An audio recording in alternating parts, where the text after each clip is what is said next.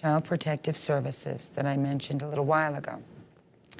In Orange County last year, they had a bust for these traffickers. They got 105 people, victims of trafficking, human trafficking.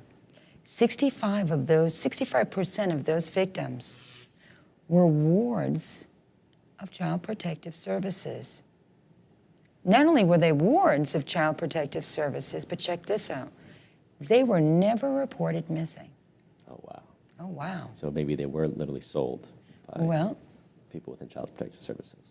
Well, what we're finding now is this trafficking is a lot bigger and a lot more involved politically than we care to look at or the media won't cover.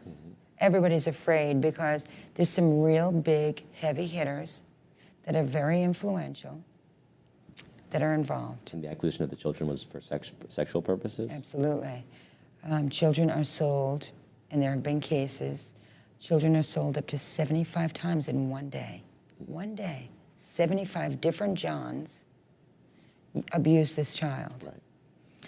It's making the child trafficking industry, or human trafficking, I should say, industry right now makes more money than the illegal drug trade and illegal arms trade combined. Wow. Combined. So children are definitely a commodity. They're a commodity to make money. Last year I had a case where a lovely young girl was single mom. Mom's a great Italian woman, lives in Burbank. And she was having some problems with her daughter. Her daughter started hanging out with the wrong, crowd. Good girl, though.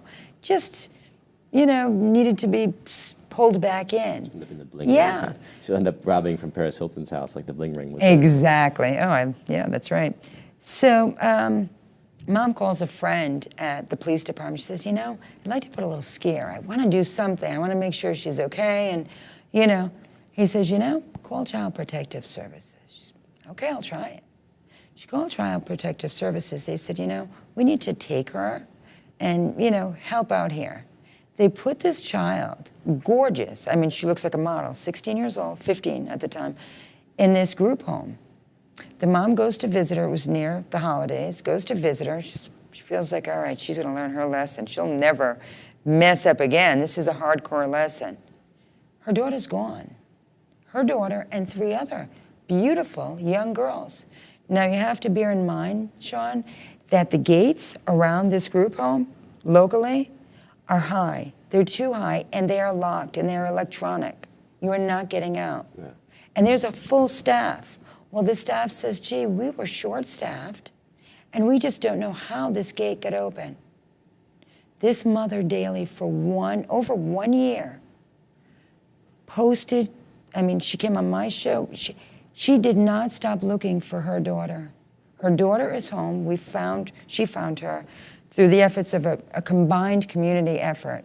And she is still healing. She was passed on to more people. She was so abused. She was locked up. She was a prisoner. And it was basically she was sold to a sex her and 3 others from a state-run group home. And how did the gates get open? Well, it was near the holidays, and they just don't have an answer. Senator Bell up in Northern California, he's a big advocate on, the foster care system. And he's been pushing for these foster children to have a little more protection, okay?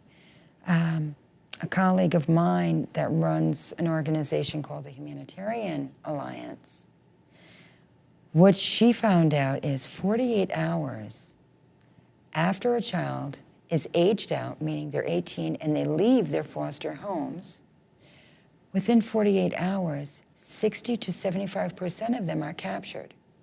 How can that be? 48 hours. Definitely there's an insider. Captured in the sense of? Child trafficking. Trafficking. Not child anymore, Right. Human trafficking.